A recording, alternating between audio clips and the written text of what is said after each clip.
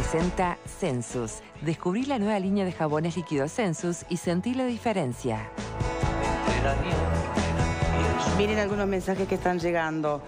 Es fácil hacerle juicio al Estado, los abogados andan como cuervos detrás de los casos. Observen, son 3 o 4 abogados que toman estos casos, se quedan con más plata que la familia damnificada. Los que van a las misiones saben los riesgos que corren. Ese mensaje va en una dirección, hay otros en otra. Yo fui al Congo entre el 2003 y el 2004, de 200 hombres, solo 10 no contrajimos malaria. Hola, dice otro, mi esposo estuvo en el Congo en el 2003 y contrajo malaria, quedó en estado cuadripléjico. Nunca nos pagaron un peso y taparon todo. Jugaron con nuestra salud, con su salud, perdón, con la nuestra, sin necesidad. Pertenecía a fusileros navales. Bien, estábamos intentando en el bloque anterior tratar de entender un poco la lógica militar, ¿no? Por ejemplo, ante la muerte de un soldado, desde un entendido que podría haber sido evitable en el episodio de Peña, cómo se compara cuando por ahí mueren 3 soldados, también por una decisión de otro soldado negligente, ¿no? De vayan a tal frente o vayan a cubrir tal, y son sorprendidos o atacados. Yo no sé si tiene, me decía Verónica en la tanda, y creo que tiene razón, entrar en la lógica militar es muy complejo porque, para empezar, ya no se entiende demasiado la lógica de mandar las misiones de paz para algunos, ¿no? ¿Qué opinan de eso? ¿Qué opinas vos de las misiones de paz? No. Uruguay, en función de los compromisos que tienen Naciones Unidas, ha decidido desde hace mucho tiempo, digamos, integrar estas misiones de paz, lo hace en cumplimiento de esos compromisos. A nivel internacional, los organismos que supervisan este tipo de misiones han señalado siempre en todas las misiones a las tropas uruguayas como las más eficientes. Siempre han reconocido, han recibido, digamos, el apoyo y el calor de las poblaciones civiles a donde han ido a actuar. De modo que, digamos, si yo tuviera que establecer un saldo, de mi punto de vista, de las misiones de paz en las que ha intervenido Uruguay, o del compromiso asumido en las misiones de paz, para mí, para el Uruguay y para las Fuerzas Armadas que han participado, el saldo es positivo, más allá de este tipo de episodios. Lo que tú señalabas sobre las decisiones, sobre lo que podemos llamarle, no sé si es correcto llamarle mala praxis militar, me suena un poco raro, ¿no? Sí, no, yo tampoco sabría cómo llamarlo, ¿no? Pero digo, yo creo, yo conozco... Todos conocemos, o los que seguimos de cerca este tipo de informaciones, hemos sabido de casos en los cuales sí ha habido negligencia. Por ejemplo, recuerdo el caso de, no sé si era un cadete a punto de egresar o un oficial que estaba haciendo entrenamiento y en función de la alta exigencia de ese entrenamiento y que capaz que por algún error humano que ocurrió, perdió la vida. En el curso, repito, de un entrenamiento. Bueno, allí sí, claramente, seguramente, yo qué sé, si le falló el paracaídas... Estás hablando del tema del paracaídas, sí, claro. Por ejemplo, también estaba en cuestionamiento el propio equipo de paracaídas. O también creo que hubo otro caso también en una piscina, si no recuerdo mal. Ese caso fue en Toledo, si mal no recuerdo. En una piscina, fue en un tema de inmersión, una prueba de inmersión. O sea, realmente, si en esos casos, yo no conozco si hubo instancia judicial, pero el sentido común indica que si realmente... Hubo indemnización en ese caso. Claro, pero por eso digo, pero en fruto de algo que salió mal. Ahora, en el terreno de los hechos, en el teatro de operaciones, como se dice, es una situación de tipo bélico, ¿no?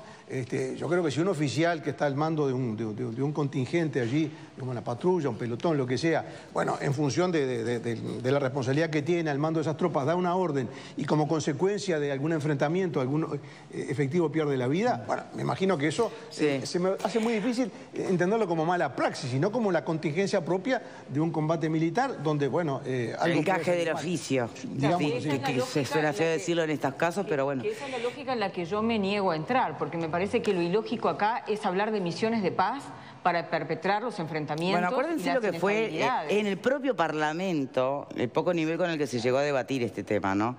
Y Unidad Popular, yo me acuerdo muy bien, Ligia. Yo también me acuerdo, pero también me acuerdo y tengo mucho orgullo en decir que cada vez que la Unidad Popular tuvo que expedirse sobre este tema, votó en contra de las supuestas y las llamadas misiones de paz. Que en realidad esto también, este episodio y los que estaban mencionando, dejan en evidencia que al final terminan siendo los pobres siendo rehenes de intereses económicos y en el caso, por ejemplo, de las tropas de ocupación, porque no son misiones de paz, son tropas de ocupación puestas por las Naciones Unidas. Y son rehenes los pobres, porque son rehenes la población del Congo, de Haití, de estos, los nativos de estos lugares, pero también los soldados que necesitan ganar un peso más y entonces también tienen que tomar estas tareas para poder, bueno, acrecentar sus ingresos. O sea que son rehenes todos, la población, pero también los soldados que van. Diego, ¿tenés opinión formada sobre este tema? Micro, por favor. En realidad mi visión es un poco más jurídica. Yo difiero un poco con los artículos que mencionó el abogado sobre los constitucionales que piensa aplicar, porque en realidad el artículo 25 de la Constitución lo que plantea deja un poco al libre albedrío del juez sobre cómo llevarlo a cabo.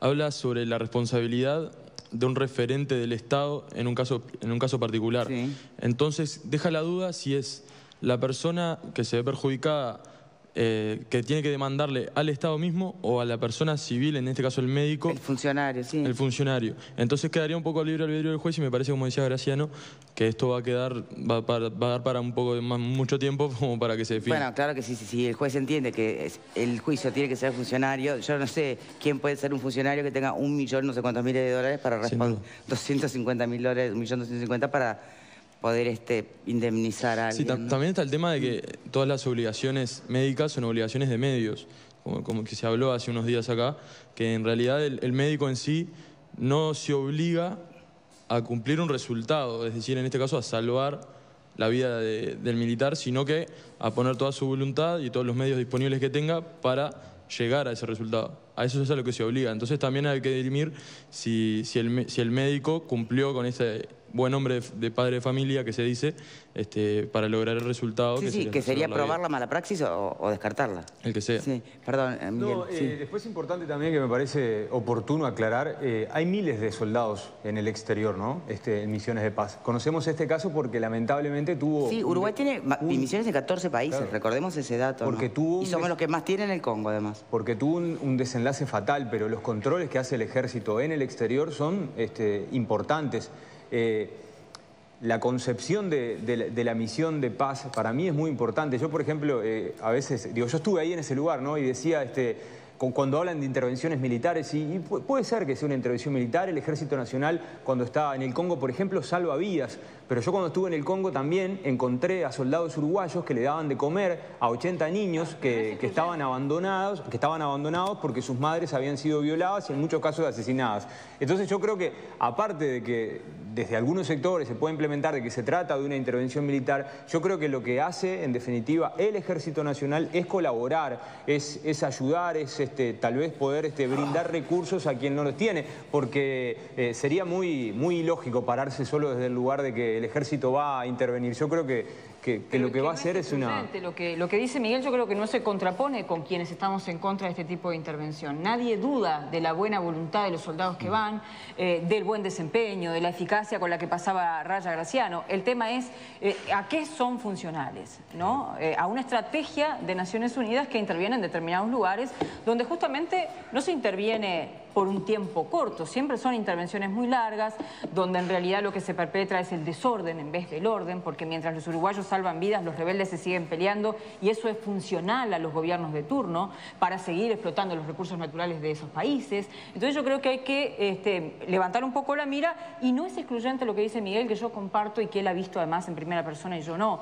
Puede ser excelente el desempeño de los soldados uruguayos, pueden ser los mejores. Vamos cerrando, por favor. ¿A qué son funcionales? Sí, Alfredo. Yo estoy en contra de la visión endulcorada esta de que los soldados uruguayos son fantásticos y los aplaude todo el mundo. Y sí, son carne de cañón barata que estamos mandando. Si hay miles de soldados uruguayos en el extranjero, evidentemente no necesitamos tantos miembros en las Fuerzas Armadas. Es una vía de escape que usa el ejército para financiarse, ¿tá? Y los pobres soldados que van, que son voluntarios, por supuesto, pero es porque cobran un montón de dinero comparado a los sueldos miserables que cobran acá. Entonces, me parece que hay esta visión que tenemos de que hay las misiones de paz uruguayas, que bueno, una cosa es mandar Médicos Sin Fronteras, una cosa es mandar ayuda humanitaria, otra cosa es mandar soldados. Me parece que son temas absolutamente disímiles. No necesitamos participar en este tipo de cosas. No hay obligación. Naciones Unidas no nos obliga. Nosotros vamos porque queremos como país. Bien, cerramos. ¿Compartís o discrepás? No comparto porque de alguna manera el rol que tiene Uruguay en las misiones de paz lo podríamos englobar en un rol de solidaridad internacional.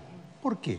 ¿No ves lo funcional que plantea No, para nada, porque si Naciones Unidas, que es el conjunto de los países del mundo que se organizan en función de sus organismos y toman decisiones, toman este tipo de medidas, envían este tipo de misiones cuando está en riesgo la paz, cuando está en riesgo la vida de civiles. Por lo tanto, por supuesto que es voluntario, pero además Uruguay se honra a sí mismo, y subrayo este concepto, participando de misiones que en el fondo implican solidaridad humana. Si hay un riesgo en la vida humana y es para salvar civiles y para alimentar niños que fueron abandonados por la guerra porque quedaron huérfanos, eso para mí, a mí como uruguayo me llena de orgullo. Bueno, muy bien, acá quedaron planteadas al menos dos de las miradas bien opuestas sobre el mismo tema. Tenemos que cambiar, ¿qué dato, Vero? Sí, ¿no? sí, Naciones Unidas ya indemnizó en este caso a esta familia y dentro de este seguro que tiene también comprende este tipo de casos. No solamente, como tú planteabas, quienes caen de repente, bueno... ¿Pero ya le llegó el dinero a la familia? El ejército entiende que sí. Ah, bueno, porque no estaba tan claro, justamente. El abogado no fue muy específico cuando se habló de otro tipo de indemnizaciones, ¿no? Bien. Bueno, cerramos este tema por aquí y vamos a adentrarnos en el...